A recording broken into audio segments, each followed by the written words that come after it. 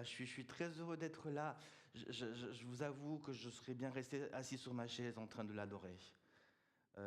J'étais bien dans sa présence.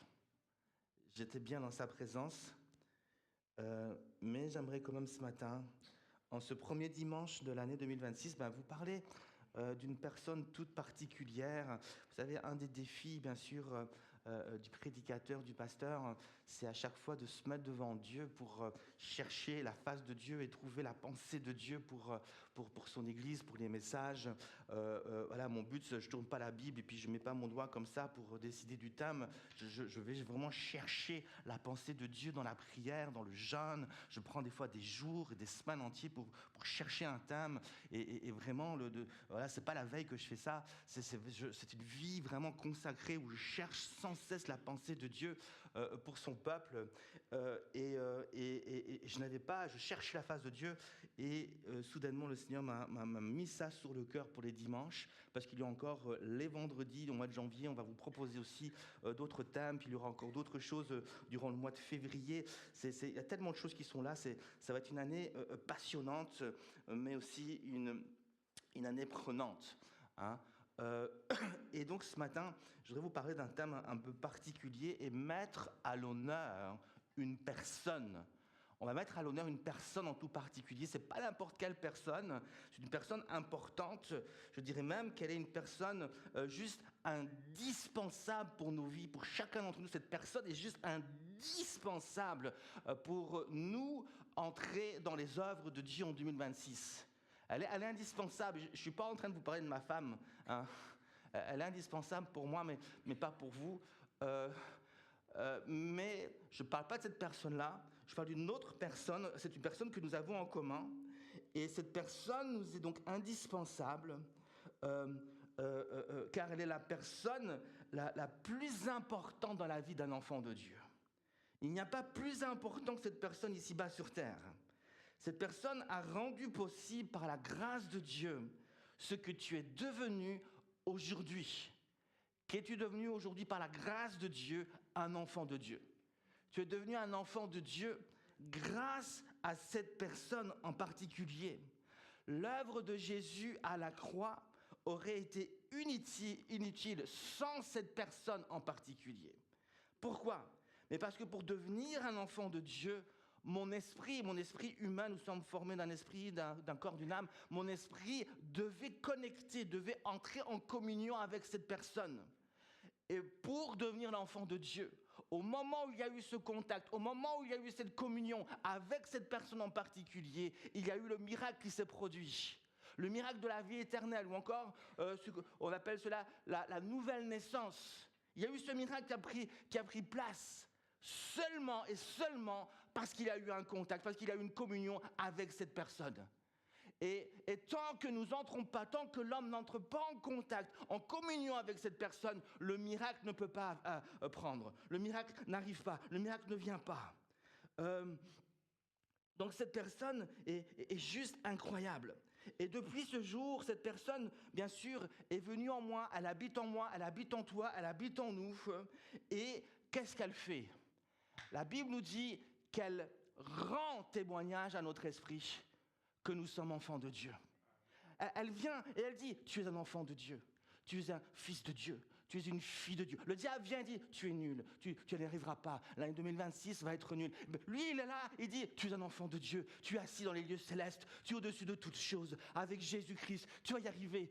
Il n'arrête pas de rendre témoignage que nous sommes enfants de Dieu et que les promesses de Dieu sont parfaites pour nos vies.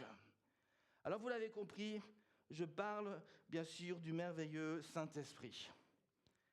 Jésus a dit dans Jean 16, Jean 14, il n'y aura pas de PowerPoint ce matin, dans Jean 14, verset 16, « Et moi, je prierai le Père, et il vous donnera un autre consolateur, Allos Parakletos, afin qu'il demeure éternellement avec vous. » Et dans Romains 8, le verset 16, il est écrit « L'Esprit lui-même rend témoignage à notre esprit que nous sommes enfants de Dieu. » Le Saint-Esprit, donc, est une personne d'une grande valeur. Il est précieux pour nous, car il a aussi cette particularité d'amener chaque promesse de Dieu à leur accomplissement dans notre vie, ici-bas, sur la terre. Il a cette particularité. Il amène les promesses de Dieu à leur accomplissement. Est-ce que Dieu t'a fait une promesse, peut-être en 2025, qui n'est pas réalisée? Est-ce qu'il y a des promesses dans ton cœur pour 2026?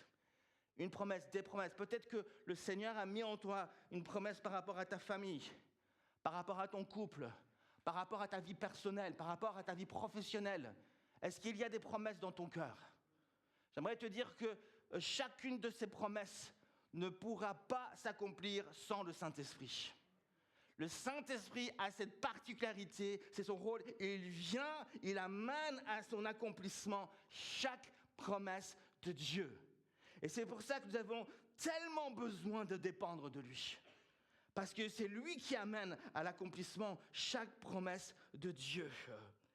Et nous allons donc ce matin, en ce début d'année, le mettre à l'honneur. Jésus lui-même l'a mis à l'honneur.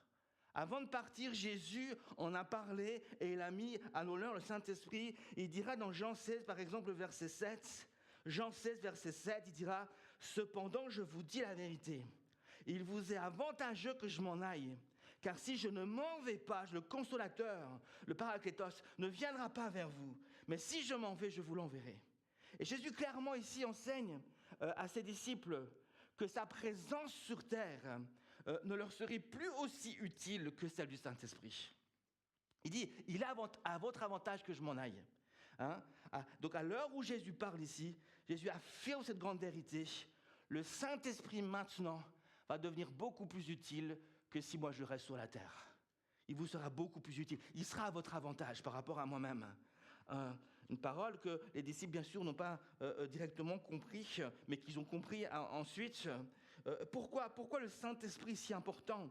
Mais parce que Jésus est arrivé au bout de sa mission. Jésus est arrivé au bout de son ministère. Jésus était à la finale, à la dernière étape, la croix, la résurrection. Il est arrivé à la fin. Il était donc temps maintenant de laisser la place au Saint-Esprit pour que l'œuvre continue.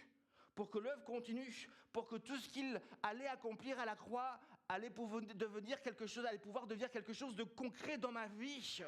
Donc il dit maintenant, je vais mourir à la croix, je vais ressusciter, je vais monter dans la gloire, mais il ne faut pas que ça s'arrête là. Il faut que ma vie sur terre, ma mort sur terre, elle doit avoir un sens pour vos vies. Si le Saint-Esprit ne vient pas, ma mort sera juste une mort comme n'importe quelle autre mort. Il faut que le Saint-Esprit vienne pour amener à son accomplissement dans votre vie ce que moi j'ai accompli à la croix. Et c'est pour ça que le Saint-Esprit était tellement important et que Jésus va le mettre à l'œuvre, à l'honneur, pardon.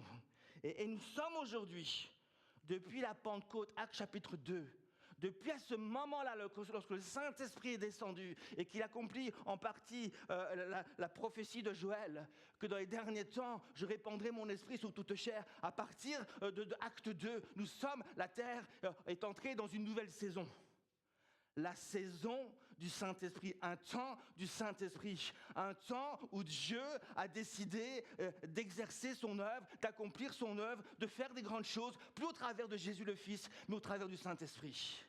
Nous sommes dans une saison particulière où Dieu est encore à l'œuvre. On ne le voit peut-être pas quand Jésus était là, on pouvait voir Jésus, on pouvait l'entendre, ça faisait du bruit. Mais aujourd'hui, le Saint-Esprit, même si tu ne le vois pas, nous sommes dans le temps où le Saint-Esprit agit, marche. Dieu est toujours là et il se manifeste avec gloire et puissance.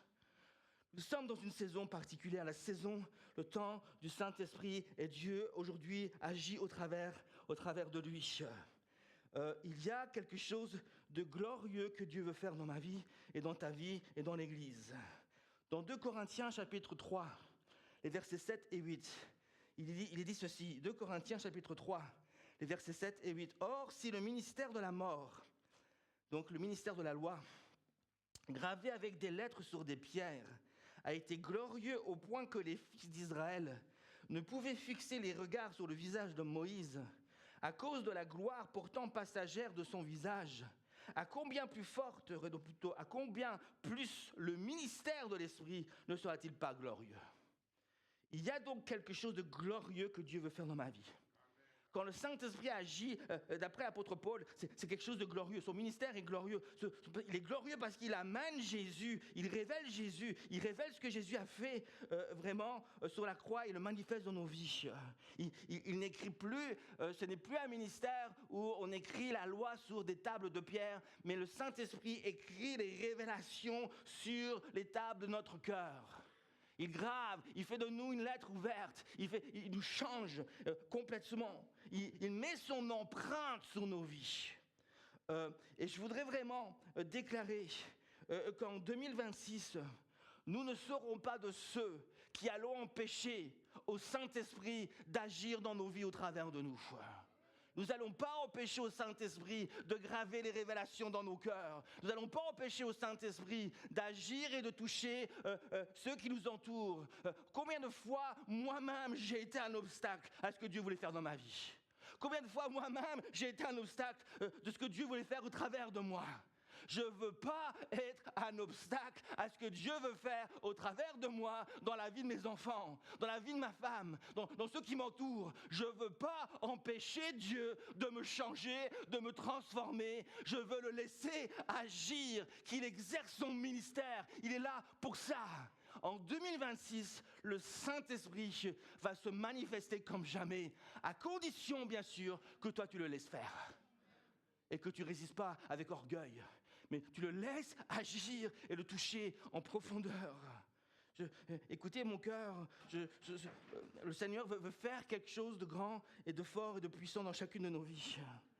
Et j'aimerais, dans ce premier point, oui, c'était juste l'introduction, mais je vous rassure, je n'ai qu'un point. Dans ce point, j'aimerais définir vraiment maintenant juste le but du ministère du Saint-Esprit. Vraiment, finalement, le Saint-Esprit vient, mais que cherche-t-il vraiment à faire? Que cherche-t-il vraiment à faire? Qu'est-ce qu'il va faire en 2026? Que veut-il faire dans ta vie en 2026? Il y a beaucoup de choses qu'il veut faire, mais je vais mettre l'accent sur une chose en particulier qui est pour moi la chose prioritaire, la chose première qu'il cherche à faire dans chacune de nos vies. Nous savons donc, nous l'avons lu, que le Saint-Esprit habite en nous et qu'il demeure en nous éternellement. Nous savons aussi que le Saint-Esprit, et c'est assez intéressant, que lorsque Jésus va présenter le Saint-Esprit à ses disciples, il va en parler directement comme le Paraklétos, c'est-à-dire littéralement celui qui est appelé à se tenir à côté d'eux, à côté de nous. Et pourquoi? Le mot Paraklétos nous parle d'une fonction. Ce n'est pas juste qu'il vient pour se tenir à côté de nous et se promener avec nous. Donc, le Paraklétos nous parle que Saint-Esprit vient pour précisément accomplir quelque chose dans ma vie. Jésus lui-même a été un Paraklétos pour ses disciples. Il s'est tenu à côté de ses disciples pour faire quoi? Qu'est-ce qu'il a fait? Jésus les a protégés, il les a gardés, il les a consolés, il les a encouragés. Qu'est-ce qu'il a fait encore? Il les a dirigés. Il a certainement prié pour eux, il les a guéris, il les a écoutés, il les a enseignés aussi. Et je dirais que cette partie du ministère de Jésus, l'enseignement, était certainement ce que Jésus a le plus fait avec ses disciples. Il les a enseignés, il a dévoilé la parole de Dieu dans leur cœur, il leur a expliqué l'évangile du royaume de Dieu. Les disciples, comme chacun d'entre nous, on a du mal à comprendre ce que Jésus cherche à nous dire. Même l'apôtre Pierre, des fois, il ne comprend pas toujours, ils ne comprennent pas toujours les paraboles, ils ne comprennent pas toujours ce que Jésus cherche à dire. Quand Jésus parle de l'enseignement des pharisiens et qu'il parle de pain, il croit qu'il parle de pain, et alors que Jésus parle d'enseignement. Des fois, Jésus utilise Jésus parle de boire son sang, il parle de son corps, de manger son corps. Et puis les gens ne comprenaient pas toujours ce que Jésus était en train de dire. Parce que souvent, ces paroles étaient esprit et il fallait un discernement spirituel. Et Jésus est venu vraiment pour enseigner, principalement parce qu'il voulait changer leur mentalité. Il voulait que les disciples vraiment comprennent, et c'était important durant ces 3 années, que les disciples comprennent précisément qui était vraiment Jésus et quel était ce royaume de Dieu et quel était ce message de l'évangile du royaume de Dieu. Il fallait qu'il n'y ait pas de confusion dans leur esprit, parce que c'était eux, les premiers apôtres, qui allait répandre l'évangile. Et il ne fallait pas qu'il y ait des erreurs. C'est un peu comme ce jeu, vous connaissez, le téléphone arabe, où quelqu'un dit un petit mot dans l'oreille et puis ça se répète, ainsi de suite. Mais vous êtes sûr, si déjà l'information au début n'est pas bonne, l'erreur va venir, même si ça finit par venir, les erreurs. Mais il fait important que les premiers apôtres, eux qui allaient amener l'évangile, il fallait qu'ils se soient clairs, ils comprennent, ils aient une révélation précise du message. Et Jésus va vraiment prendre le temps de les enseigner pour qu'ils puissent saisir pleinement le message et qu'ils comprennent l'impact du message, la puissance du message, la sagesse du message. Les disciples devaient aussi comprendre comment mettre en pratique l'évangile et le communiquer efficacement autour d'eux. Il était donc important pour Jésus, au travers de l'enseignement, d'ouvrir leurs yeux. Et j'aimerais que vous puissiez comprendre cela. Jésus est venu pour ouvrir leurs yeux. Et le Saint-Esprit maintenant vient aussi pour être un parakletos. Il vient de la même manière, et son rôle aussi aujourd'hui est d'ouvrir nos yeux sur la vérité de l'Évangile afin que nous comprenions sa puissance et son impact et sa sagesse. Que nous puissions vraiment comprendre, avoir les yeux ouverts et que nous puissions vraiment comprendre, saisir pleinement le message de l'Évangile. Et je ne parle pas juste d'une connaissance intellectuelle. Tu peux venir avec tous tes versets, tu peux citer tous les versets du monde, mais si tu ne les comprends pas, si ces versets n'ont pas traversé ta vie, chaque verset n'aura aucun impact. Mais lorsque ça jaillit du cœur, lorsque ça devient révélation dans ton cœur, ça fait toute la différence. Et Dieu veut vraiment, le Saint-Esprit vient pour ouvrir nos yeux sur l'Évangile, pour qu'on puisse bien comprendre, saisir l'impact, la puissance, la sagesse. Et j'aimerais vraiment te poser une question encore ce matin, en ce début d'année 2026. Est-ce que tu réalises vraiment, et est-ce que tu comprends vraiment que par l'Évangile et par le Saint-Esprit, tout ce que Jésus a accompli pour toi à la croix, tu peux vraiment, mais vraiment le vivre. Est-ce que tu réalises cela? Quand la Bible nous annonce que nous pouvons vraiment être libres, est-ce que tu réalises que tu peux vraiment être libre? Je rencontre encore trop des personnes ici ou même ailleurs. Des fois, on croise des personnes qu'on revoit depuis des années, et puis on se dit, mais ils ont certainement fait beaucoup de progrès.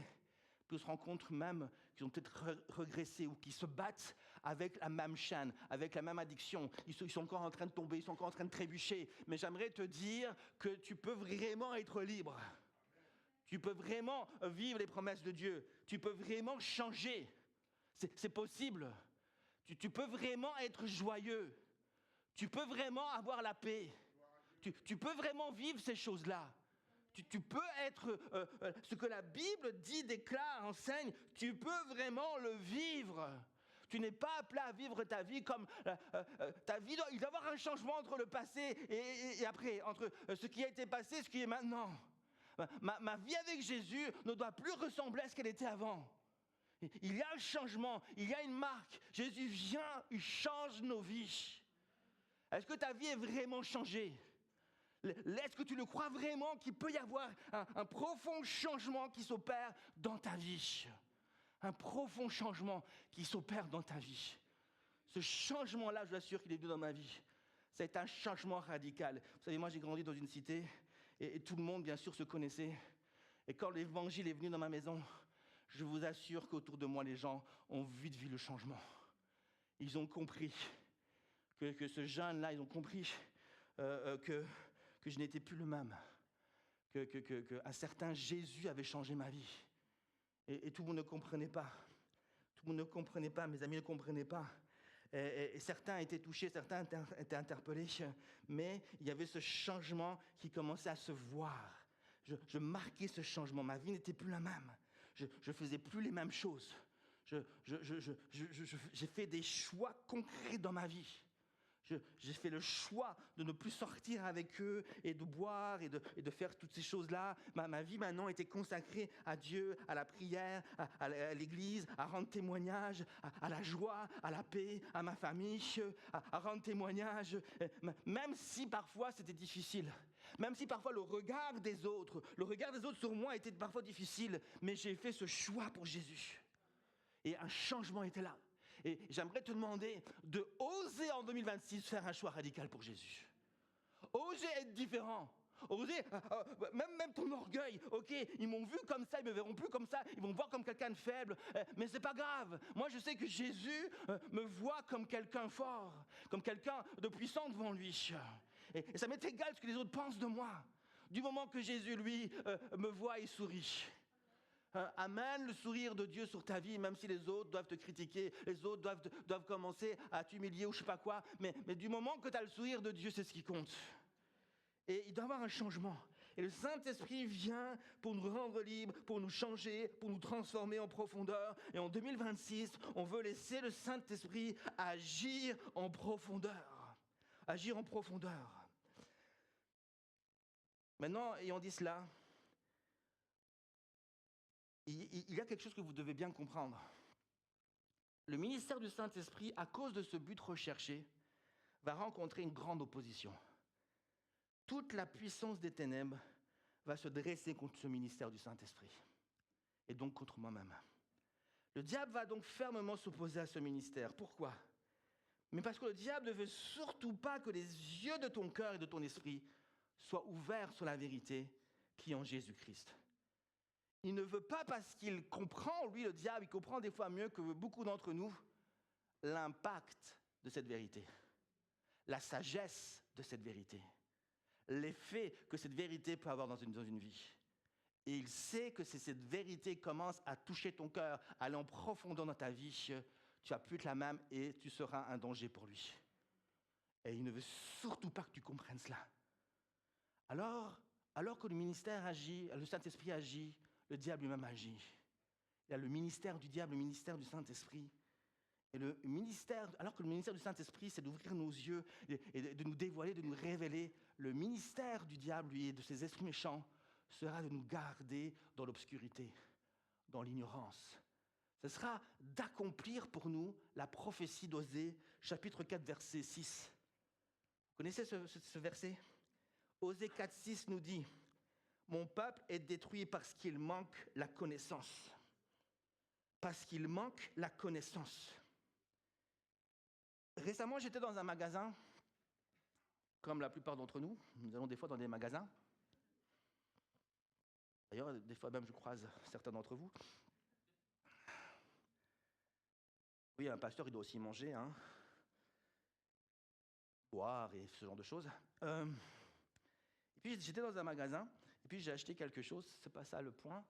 Et lorsque donc je vais à la caisse, il y a cette caissière, très gentille d'ailleurs, qui me dit « Ah, monsieur, je me rends compte que vous avez beaucoup de points et que vous pouvez avoir de belles réductions avec vos points.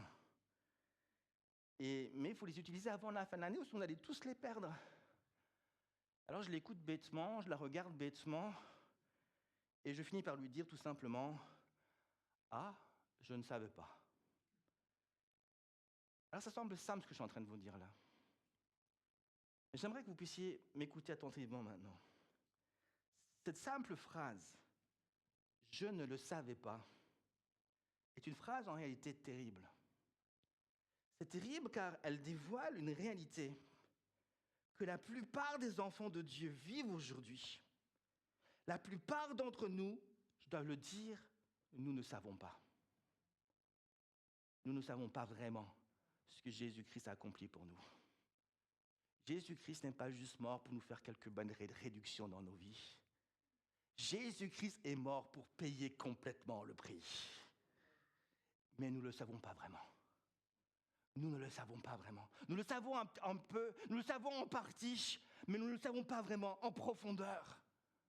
On ne le sait pas vraiment.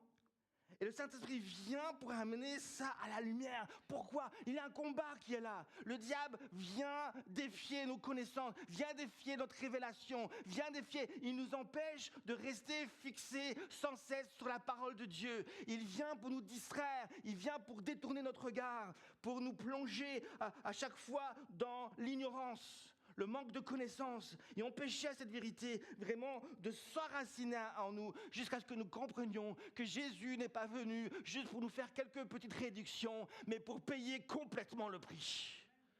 Tout a été payé. Mais nous ne le savons pas. Nous doutons encore. Oui, mais ça arrive pour les autres, mais est-ce que Dieu peut vraiment me libérer complètement? Est-ce que Dieu peut vraiment me changer complètement? En parlant comme ça, on prouve que nous ne le savons pas. Nous doutons encore. Nous mettons en doute ce que Jésus a fait à la croix. Nous mettons encore en doute. Beaucoup d'enfants de Dieu, et ça va amener cela, cette manque de connaissance. Vous savez ce que ça va conduire? Ça va conduire à de la négligence. Nous finissons par être négligents sur les choses que Dieu nous a données. On va manquer de conviction. On va manquer de passion. Quand tu es convaincu d'une chose, tu mets tout ton cœur. Tu mets toute ta vie dans ces choses-là. Tu te recentres pleinement et tu cherches la révélation de Dieu pour vraiment amener cette chose et vraiment pour que ça puisse rendre gloire à Dieu. Mais beaucoup d'enfants de Dieu sont devenus négligents par manque de révélation. Ils font les choses à moitié. Ils font les choses un par-ci, par-là. Hein, vous savez, il y a certaines personnes, vous avez certainement entendu, ces personnes souvent qui disent « Ah, tu sais, le Seigneur a dit, ouvre ta bouche et il te la remplira. » Alors oui, mais parfois je me demande si ça ne cache pas une certaine négligence, paresse même. On veut juste dépendre de Dieu et dire, voilà, Dieu va juste ouvrir ma bouche et il va la remplir. Voilà, donc je vais faire les choses à la dernière minute. Dieu est là. Le Saint-Esprit est là, t'inquiète pas. Dieu va remplir ma bouche et va le faire. Croyez-moi, Dieu le fait. Déjà, il faudrait voir dans quel contexte Jésus a dit cela. Et comprendre que Jésus ne nous a jamais appelés à être négligents. Jésus, au contraire, nous a appelés à travailler le don. Les dons qu'il nous a appelés à donner, les talents que Dieu nous a donnés, il nous a appelés à les fructifier. À les fructifier. Nous sommes appelés à les fructifier, c'est-à-dire à creuser, à aller chercher la révélation de ces choses. Je vais chercher la révélation. Si j'ai un don pour la prédication, je ne me contente pas de lire la Bible. Je vais chercher la révélation. Je vais travailler ce don pour qu'ensuite je vienne et que je vous transmette ma passion, ma conviction, quelque chose de fort. Et ça fait toute la différence. Quelqu'un qui prêche avec passion et qui prêche comme ça, et qui ne sait pas trop, et qui hésite. Avouez, ça fait. Vous dites, mais c'est pas trop. Vous avez même pitié pour lui. Dire, oh là là, j'aimerais bien qu'il arrête. J'aimerais bien prêcher à sa place. Quand il manque de conviction, manque de révélation. Et cela est valable pour tout.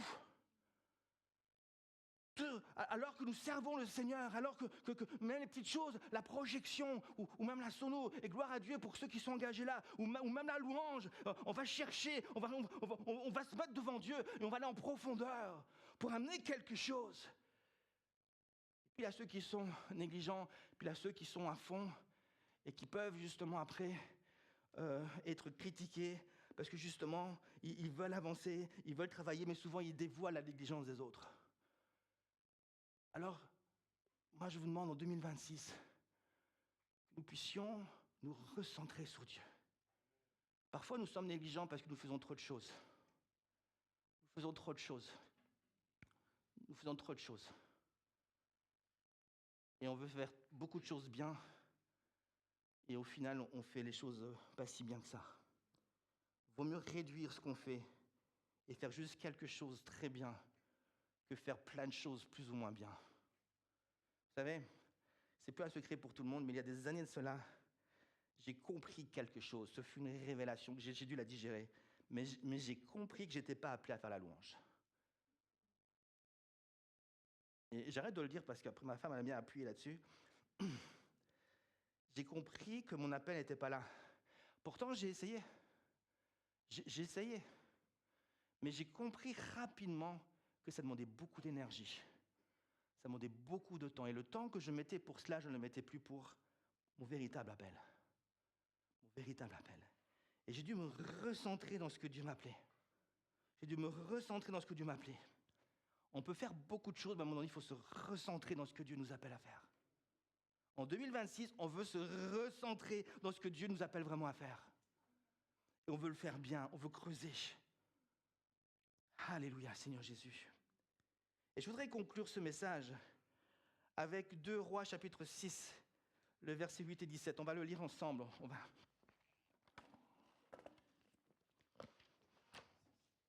Dans 2 Rois, chapitre 6, versets 8 à 17. Je termine par ce passage. Le roi de Syrie était en guerre avec Israël. Et dans un conseil qu'il tint avec ses serviteurs, il dit « Mon camp sera dans un tel lieu ». Mais l'homme de Dieu, donc Élisée, fit dire au roi d'Israël « Garde-toi de passer dans ce lieu, car les Syriens y descendent. » Et le roi d'Israël envoya des gens pour s'y tenir en observation, vers le lieu que lui avait mentionné, signalé l'homme de Dieu. Cela arriva non pas une fois ni 2 fois. Le roi de Syrie en eut le cœur agité. Il appela ses serviteurs et leur dit « Ne voulez-vous pas me déclarer lequel de nous est pour le roi d'Israël ?» L'un de ses serviteurs répondit « Personne, ô roi mon seigneur. » Mais Élisée le prophète, qui est en Israël, rapporte au roi d'Israël les paroles que tu prononces dans ta chambre à coucher. Waouh! Méfiez-vous des prophètes. Et le roi dit « Allez et voyez où il est, et je le ferai prendre. » On vint lui dire « Voici, il est à Dothan. » Il y envoya des chevaux, des chars et une forte troupe qui arrivèrent de nuit et qui enveloppèrent la ville.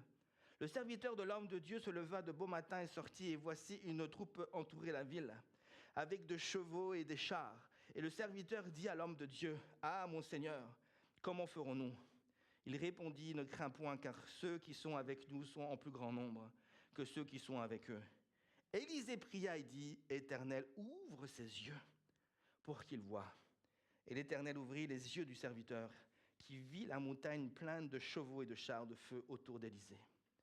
Amen. Il nous est raconté dans ce passage des Écritures, que vous connaissez peut-être, comment le prophète Élisée, avec son serviteur, va donc être entouré par une partie de l'armée de Syrie, dans cette ville de Dothan. Et les intentions du roi de Syrie étaient essentiellement de l'isoler, de l'arrêter certainement, pour l'empêcher de répéter au roi d'Israël les décisions qu'il prenait avec ses chefs de guerre, ses stratégies pour attaquer Israël. Il veut l'arrêter pour pas que ça se répète, pour pas que la révélation aille plus loin. Parce que nous savons en effet, donc au verset 8, il est dit que le roi de Syrie était en guerre avec Israël, et puis on l'a lu au verset 9 que le prophète répétait chacune des paroles. Nous ne savons pas si le roi de Syrie avait l'intention d'assassiner le prophète, mais en tout cas, ce que nous savons, c'est qu'il va en tout cas l'isoler, il veut le séparer, l'emprisonner, pour pas que ça se reproduise. Voilà donc cette armée de Syrie qui a trouvé le prophète Élisée dans cette ville appelée Dothan, et l'armée va entourer la ville, nous dit la Bible. C'était une armée impressionnante pour arrêter un seul homme. Même pas un homme de guerre, un prophète, un homme de prière. Ils sont dangereux, les hommes de prière. Surtout ceux qui sont connectés avec Dieu, ceux qui ont les révélations. Alléluia. Ceux qui prient la nuit et qui prient, les sentinelles qui prient sur l'église, et qui révèlent des choses dans la vie des autres. Qui sait ce que Dieu me révèle sur votre vie et que je ne vous dis pas? Qui sait ce que Dieu me révèle sur votre vie que je ne dis pas, mais que je garde pour la prière et que j'intercède? Et ces hommes étaient en train juste... Et puis, il va juste entourer cette ville, parce qu'ils vont apprendre qu'il était là. Une armée incroyable. Il est dit en effet au verset 14, il y envoya des chevaux, des chars et une forte troupe qui arrivèrent de nuit et qui encerclèrent la ville. Quelle armée pour un seul homme! Je me suis dit, mais quelle armée pour un seul homme! Élisée devait vraiment être craint. Le roi de Syrie va mettre en œuvre une grande puissance. Pour quoi faire? Est-ce que vous avez déjà réfléchi à cela? Pourquoi une telle armée pour entourer cette ville? Cette grande armée, cette puissance était mise en œuvre pour résister à la révélation de Dieu. C'était ça le vrai but. Ce n'était pas Élisée en lui-même. Élisée était le porteur de la révélation. Mais la cible était la révélation de Dieu. Et c'est ça qui a attaqué. C'est ça que le roi de Syrie veut il veut résister à cette révélation. Il ne veut pas que cette révélation vienne et soit donnée plus loin. Il va donc attaquer cette révélation. Et aujourd'hui encore, une grande puissance spirituelle est mise en œuvre pour empêcher à la révélation de Dieu de venir dans ton cœur. Une grande puissance agit encore dans ce monde afin que la révélation de Dieu ne soit pas accordée aux hommes de ce monde, mais aussi à l'Église de Jésus-Christ. Une grande puissance est mise en œuvre pour s'opposer au ministère du Saint-Esprit. Dans 2 Corinthiens chapitre 4, le verset 3 et 4, il est dit ceci. Si notre évangile, 2 Corinthiens 4, versets 3 et 4, si notre évangile est encore voilé, il est voilé pour ceux qui périssent, pour les incrédules dont le Dieu de ce siècle a aveuglé l'intelligence, afin qu'ils ne voient pas briller la splendeur de l'évangile, de la gloire de Christ qui est l'image de Dieu. Le Dieu de ce siècle, le Dieu de ce monde aujourd'hui depuis 2000 ans, et encore en 2026, va agir puissamment de manière à ce que l'évangile ne nous soit pas profondément révélé et que nous expérimentions pas la puissance de la vérité qui transforme, délivre et guérit. En 2026, nous serons encore dans un combat. La gloire de Dieu ne se manifeste pas en croisant les bras et en levant la tête vers le ciel sans conviction. Elle ne viendra pas comme ça, elle ne tombera pas comme ça. Ce sont les violents en 2026 qui verront la gloire de Dieu. Ce sont les violents, ce sont ceux-là, allons ensemble en 2026 avec foi, avec force, avec conviction, avec passion, avec persévérance, avec discipline, chercher la révélation de Dieu pour notre vie, mais aussi pour l'Église. Revenons au prophète Élisée. Le prophète Élisée était craint par le roi de Syrie, peut-être même bien plus qu'une grande troupe de soldats bien entraînés. Le roi de Syrie savait qu'il était le disciple du grand prophète Élie. Élie, ce n'était pas n'importe qui. Élie, c'est celui avec sa parole qui va fermer le ciel et amener une sécheresse pendant 3 ans en Israël. Élie, c'est celui qui va prier, le feu va tomber du ciel et consumer le sacrifice. Élie, c'est celui qui prie et la pluie tombe à nouveau. Élie, c'est aussi celui qui, lorsque une troupe de 50 soldats vient l'arrêter, il prie et le feu descend et consume l'armée, la troupe. Élie, ce n'était pas n'importe qui. Et Élisée était son disciple. Et Élisée était aussi un homme qui va vite avoir une réputation qui va prendre de l'ampleur. D'ailleurs, il était connu en Syrie. Élisée avait guéri un homme de sa lèpre qui était proche du roi de Syrie. Pas n'importe qui, le général Naaman. Juste avant, si vous lisez le chapitre 5, il avait guéri au nom de l'Éternel le général Naaman qui était proche du roi. Donc le roi savait qui était cet homme. Un homme puissant dans la prière. Un homme capable, avec son Dieu, capable de guérir les lépreux. Alors il est craint. Et lorsque donc... Et donc voilà donc cette troupe bien armée qui va entourer la ville. Et quand donc le serviteur du prophète Élisée va se lever, il va ouvrir ses yeux et il va voir cette armée. Et la Bible dit quand il va voir donc cette armée, il va avoir peur. Il va avoir peur. Parce que le serviteur d'Élisée était impressionné par ce qu'il voyait par ses yeux physiques. Mais quelle armée puissante! Que faire contre une telle armée? Cette vision de l'armée de Syrie que ses yeux lui permettaient de voir était une vision terrifiante pour lui. Alors le serviteur va s'adresser à son maître et dire « Ah, mon Seigneur, que ferons-nous » Notre premier réflexe lorsque nous nous sentons en danger est de trouver un échappatoire, une porte de sortie, un lieu où on sera loin du danger, en tout cas en sécurité. Sa première parole est donc de savoir c'est quoi le plan prophète Élisée, c'est quoi le plan pour sortir de cette situation, c'est quoi le plan pour sortir. Est-ce qu'on va creuser dans la terre, faire des tunnels? Qu'est-ce qu'on va faire? On va se cacher, on va se déguiser en femme? Qu'est-ce qu'on va faire? On est prêt même à faire des choses même très farfelues pour se sortir de cette situation. C'est quoi le plan pour partir de cette situation? Il panique complètement. Voilà ce que cette vision par le moyen de ses yeux physiques provoque en lui. Et j'aimerais vous dire qu'en 2026, la stratégie du diable ne va pas changer. Il va chercher encore par bien des moyens à vous intimider, en mettant devant vos yeux physiques des situations difficiles à résoudre. Il fera entendre à vos oreilles des paroles troublantes. Il provoquera en vous des émotions qui sont parfois incontrôlables. Son but sera de vous contrôler par la peur, afin de vous dominer et de vous empêcher par ce moyen de chercher et de croire à la vérité de Dieu qui transforme. Quand la peur est là, il est difficile d'entendre la voix de Dieu. Il est difficile de croire ce que Dieu cherche à dire. Mais voici ce que le prophète Élisée va répondre, et j'arrive donc à la fin. Verset 16, il dira, « N'aie pas peur, car ceux qui sont avec nous sont plus nombreux que ceux qui sont avec eux. » J'aimerais te dire ce matin, n'aie pas peur, car celui qui est en toi, le Saint-Esprit, est plus grand, plus fort, plus puissant que celui qui est dans ce monde. N'aie pas peur, parce que Dieu a envoyé des anges autour de toi pour t'accompagner durant toute cette année 2026. N'aie pas peur. N'aie pas peur. Tu vois, tu regardes ton avenir, tu regardes ta situation professionnelle, tu regardes tes relations, tu regardes ta vie peut-être même. Il y a des choses qui ne vont pas et ça te fait peur. Tu entends des choses à tes oreilles, tu parles avec, avec les gens de ta famille, tu parles avec des gens et tu entends des choses qui te plongent dans la tristesse. Tu te dis, c'est pas possible, ces personnes-là ne changeront jamais. Ne te laisse pas abuser par ce que tu entends.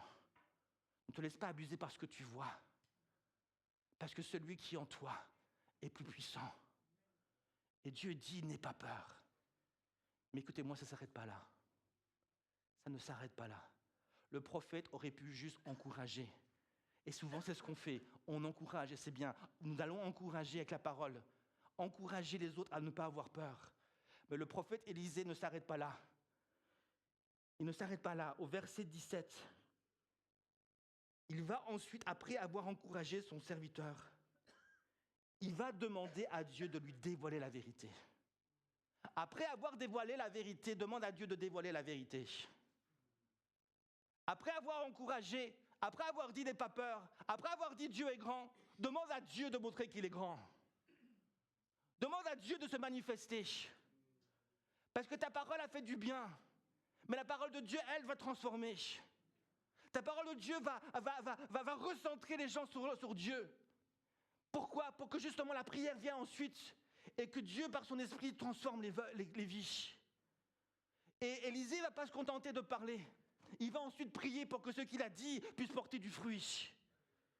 Et il dira au verset 17, Élisée pria en disant, « Éternel, ouvre ses yeux pour qu'il voie. » L'Éternel ouvrit les yeux du serviteur qui vit la montagne pleine de chevaux et de chars de feu autour d'Élisée. Il y avait une armée plus nombreuse qui était avec eux, mais une armée invisible aux yeux physiques, une armée visible par l'Esprit de Dieu, mais invisible aux yeux physiques. La prière en 2026 sera nécessaire pour que chaque vérité en Jésus-Christ, chaque promesse que tu as reçue en Dieu devienne réalité dans ta vie. Et c'est pour ça que nous voulons commencer l'année 2026 avec des temps de jeûne et de prière. Dès ce jeudi, vendredi, chaque jeudi, vendredi du mois de janvier, nous serons dans le jeûne et la prière parce que nous croyons que ce que nous disons, Dieu veut aussi l'accomplir dans nos vies. Et j'aimerais donc terminer comme ça. C'est d'accord, on peut juste terminer, juste en devant Dieu, dire « Seigneur Jésus, en 2026, ouvre mes yeux. Ouvre les yeux de mon esprit. Ouvre les yeux de mon cœur pour que je puisse voir ce que mes yeux physiques ne voient pas. Ouvre les oreilles de mon esprit pour que je puisse entendre ce que mes oreilles physiques n'entendent pas. Que je puisse voir, saisir ce que toi, Seigneur Jésus, tu as accompli à la croix. C'est seulement lorsque le Saint-Esprit va te le révéler que la conviction va venir dans ton cœur. Que la foi va naître dans ton cœur. La foi vient de ce que j'entends, ce que j'entends vient de la parole de Dieu. La foi est nécessaire pour saisir les promesses de Dieu, mais si la foi manque la connaissance, la foi est faible, la foi est négligente, la foi n'est pas puissante, la foi est charnelle. Une foi puissante est une foi qui est fondée sur la connaissance de Dieu, sur une révélation. Elle commence par souvent l'intellect, mais elle va plus loin dans les cœurs. Seigneur Jésus, en 2026, je vais faire, moi, ce que je peux faire, mais je vais ensuite te laisser faire dans ma vie ce que je ne peux pas faire.